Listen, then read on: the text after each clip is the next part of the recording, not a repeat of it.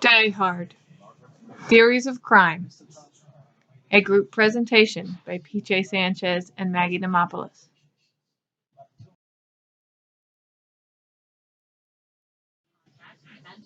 Biological positivism. Positivism uses scientific research to explain biological, psychological, and sociological factors that cause criminal behavior. Lombroso coined the term born criminal and hypothesized that they shared certain physical characteristics he termed atavism.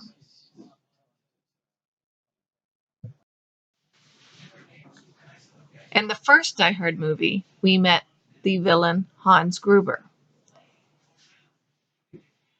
He portrayed several of Lombroso's atavistic signs. He had highly developed frontal sinuses, an absence of remorse, great vanity, and was uncommonly cruel. He also had a brother with criminal tendencies.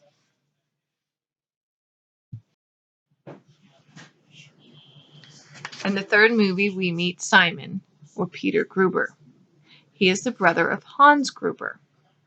He shares some of the same atavistic signs with his brother, the highly developed frontal sinuses, the great vanity, and the cruelty. He also has uncommon sensitivity about his personality and a special concept of God and his own mortality.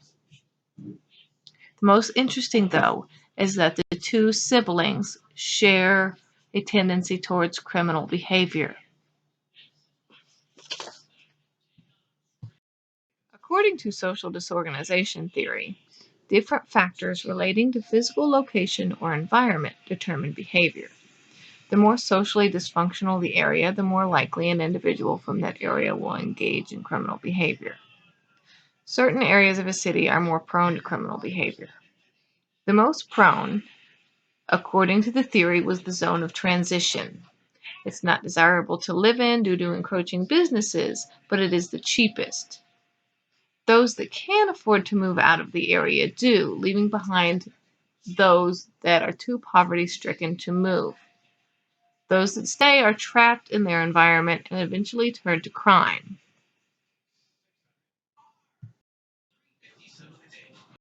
In Die Hard 3, John McClane meets Zeus. He's an honest man living in one of these socially disorganized zones, Harlem, period. We meet Zeus as he's trying to coach two young boys on how to stay honest and avoid criminal behavior while living in this very criminalized zone. If you look behind him as he's talking to John McClane, you get an idea of the area.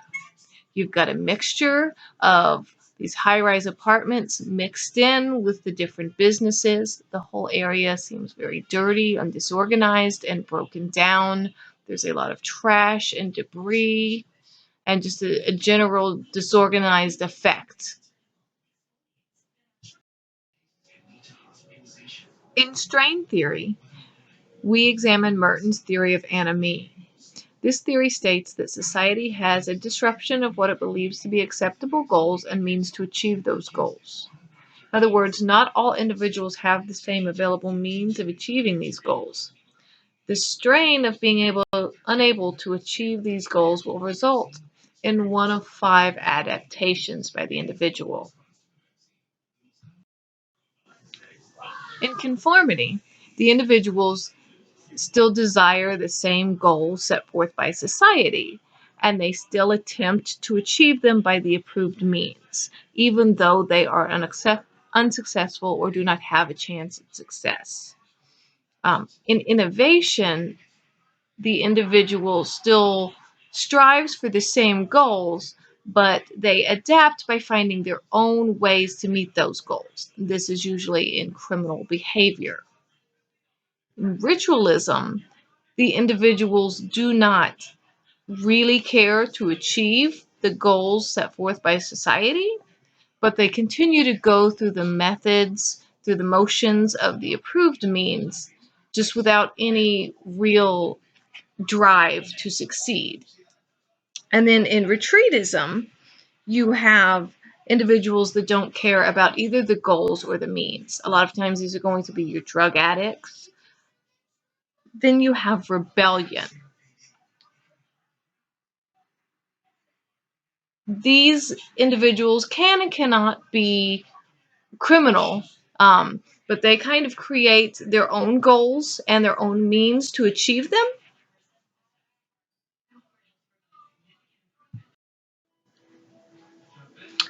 Hans Gruber is an innovator.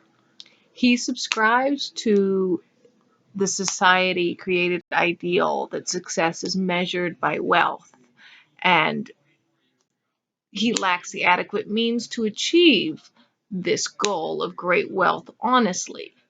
So he creates the means by coming up with an elaborate scheme to steal wealth from a large company in Los Angeles. As we will see in the preceding clip, he has rejected society's honesty and moral codes and is willing to do some very immoral things in order to achieve his goals.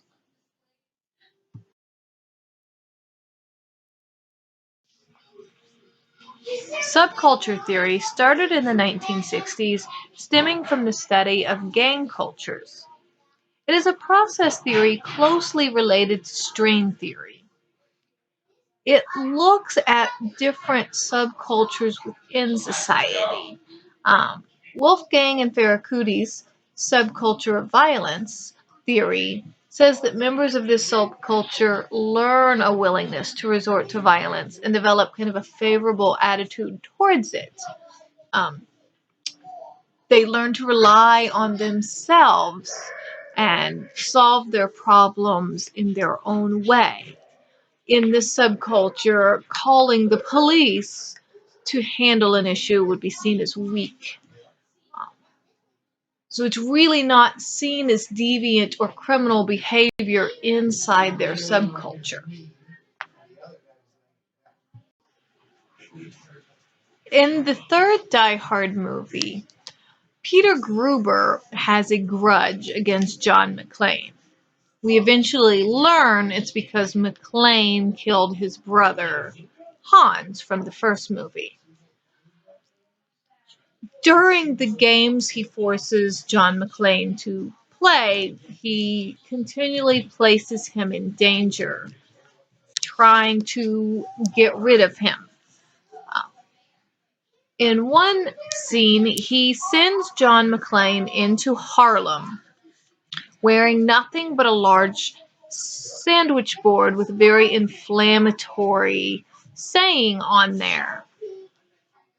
He does this because of the well-known subculture of violence in Harlem. He is banking on the fact that they will not call the police, but will instead solve the problem their own way, resulting in McClane's death. The main focus of Richard Kinney's version of conflict theory is that opposing groups to social issues fight for control over those issues. The main causes for conflict are money, land, or power. Fight for political power and money can be seen in the second movie of the series. In the second movie of the Die Hard series, a foreign enemy general has been arrested and is being brought back to the United States to an airport to be placed in incarceration. The purpose of this was to take political power away from the country that he came from. Another group of men arrives at the airport where the general is supposed to be taken with an elaborate plan to free him and bring him back to his own country. The men are attempting to free the general and are in conflict with the U.S. government. The purpose of them trying to free him is so that he will not lose political power in his home country and for them to gain a large sum of money that they were promised. As defined by Cohen and Felsen, routine activities theory focuses on how social interaction facilitates criminal behavior. Routine activities are day-to-day things that people do to get by, and when something changes these actions, it causes social disorganization and criminal behavior as a result.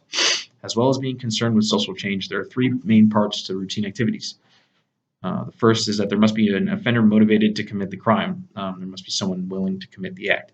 The second factor is that there must be a suitable target. For example, there must be something worth stealing or someone that is easy to prey upon. The final area is that there must be a lack of a capable guardian. That is, there is not someone available at the location that could have stopped the crime from happening. All these things are essential to a crime occurring under routine activities theory. In the third movie of the series, Peter Gruber also exhibits an adherence to routine activities theory. During this movie, he sends the two main characters and the rest of the New York City Police Department on a wild goose chase around the city. The plan is to lure them away from the Federal Reserve building, which holds his main target, trillions of dollars of gold bars from countries around the world. Gruber and his men pose as workers there to clean up the mess from a bomb that he had set off earlier before. He tells the police that there is a bomb hidden in one of the thousands of schools in the city, which attracts them away. The police must react to this, so every single one of them is lured away from the Federal Reserve building, trying to find a bomb in a school. So how does this relate to routine activities theory? First, Gruber is a motivated offender. He's wanting to steal from these people, and he's willing to go to great lengths to do it. Second, the items we're stealing are the gold bars worth of trillions of dollars in the Federal Reserve. Lastly, Gruber is able to lure the police away from the Federal Reserve, thereby eliminating the capable guardian that could have prevented the crime from happening. Free will is based on the idea that people in this world are rational. They will make decisions based on their own accord, and they will weigh their options. This thinking led to the idea of hedonism, that people will perform the action that maximizes benefit and minimizes cost to them. For example, people who engage in criminal behavior have a choice. They could choose between stealing something minuscule with only minimal consequences or committing a more heinous crime that has more benefit to them but with very severe consequences. The idea is that the rational person will choose not to commit the more serious crime because the cost versus benefit will not be ideal for the potential offender. This way of thinking gave way to new definitions and policies of deterrence and changed criminal law in a major way. In the fourth movie of the Die Hard series, Live Free or Die Hard, Thomas Gabriel is the main villain. In this movie, he shuts down the main government agencies for a period long enough for them to use their failsafe, pooling all of their money and resources into one location. His purpose is to steal this money, mainly to prove his point. He was fired from the FBI because he pushed so hard for electronic security reform, which they did not do. He portrays the same concepts of free will from the classical school. He offends out of revenge, taking pleasure in punishing his enemies and proving he is smarter than the government. His offending is clearly not needs-based because he has massive resources at his disposal to carry out his scheme. He wants the large amount of money that he plans to steal, so he believes it is worth more than any punishments that he may receive. Labeling theory combines the basic concepts of multiple theories and looks at the criminal behavior through a different lens. Whereas most theories focus on the actual individual, labeling theory looks at the way society creates criminals. Because society defines what criminal is, then those who act in a criminal manner are going to be immediately labeled as criminals. It does not matter if this is your first and only offense. Society will only ever see you as a criminal. Becker's theory goes on to state that because people are being labeled criminals, there's a chance that they are eventually going to believe in that label. After this happens, the people will start to commit deviant acts, not because they started life this way or they were destined to become criminals, but because society told them that they are. Society said that these are behavioral guidelines you should follow. If you do not follow them, you are a criminal, and you will always be a criminal. In the third movie, we see labeling theory represented by Samuel L. Jackson's character. There's tension between him and John McClane because he feels that if McClane and another police officer label him as a criminal because he is black, he originally tries to save McClane from being killed in Harlem because he's afraid of a white cop is killed in his neighborhood. Everyone in his neighborhood will be targeted by police because of their skin color. Thus, they will be labeled as dangerous. Social control theory looks at an individual's relationships in society and how those affect an individual's behavior. Hershey's social bonds theory rejects the need for motivations for criminal behavior. He argues that criminal behavior stems from internalized norms and broken or weakened bonds to society. He says that social bonds have four elements: attachment, commitment, involvement, and belief. And the more weakened an individual's bonds are to society, um, and the more normalized criminal behavior that they come into contact with, the more likely they are going to be to engage in criminal behavior.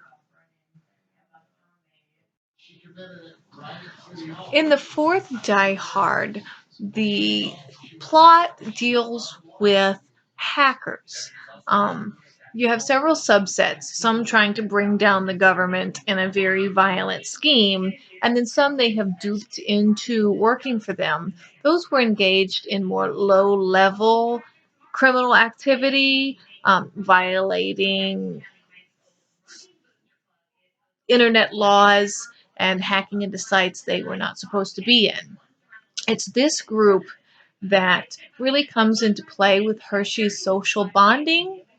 The quintessential hacker, as portrayed even in the movie, is this individual who's very socially awkward and tends to live down in the basement of his parents' house, but never is really portrayed as having much interaction with those parents. He's always on his computer and engaged only with other fellow hackers that he doesn't even really see. It's all kind of an online community.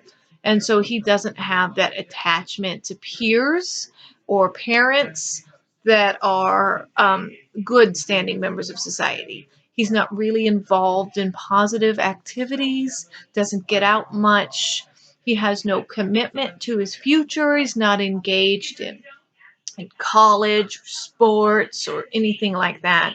And as far at least as the internet laws go, he has very little respect for that law and thinks as long as he is capable of getting into those databases and those mainframes, then he has no moral compunction against doing so.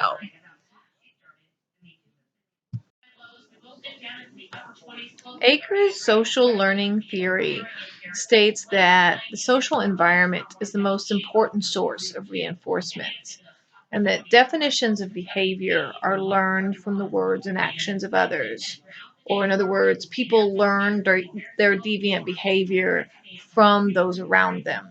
And of course, certain people provide more of an influence or more reinforcement for those bad behaviors than others do. So, the closer we are to someone, or the more that we respect or look up to them, the more their behavior is going to have an effect on ours. So, a parent is a great example, or if lacking a positive, any kind of parental figure in their life, older gang members are often the ones that teach the social learning to individuals. Um, The fifth movie, A Good Day to Die Hard, takes place in Russia, where John McClane has gone to save his son, who he thinks is in trouble. He eventually learns that his son is a secret undercover agent who is trying to protect this Russian whistleblower um, from people that want to kill him. And towards the end of the movie, we realize that this individual they've been trying to protect is really the villain of the movie. And his daughter is also a villain. And they have this plot to get him released from prison so they can go to the site of Chernobyl, which evidently they helped actually cause. Um, Unbeknownst to everybody, so that they can get a hold of the nuclear material to sell it for a profit. Obviously, this material that they want to sell is incredibly dangerous and will cost a lot of lives if it gets in the wrong hands. They don't care about that. They're only interested in making a lot of money for themselves. And it's clear to see the two of them working together that the daughter who has been raised with this father has learned through him this kind of immoral, take care of yourself and don't worry about others behavior, and this need for material wealth at the expense of human life.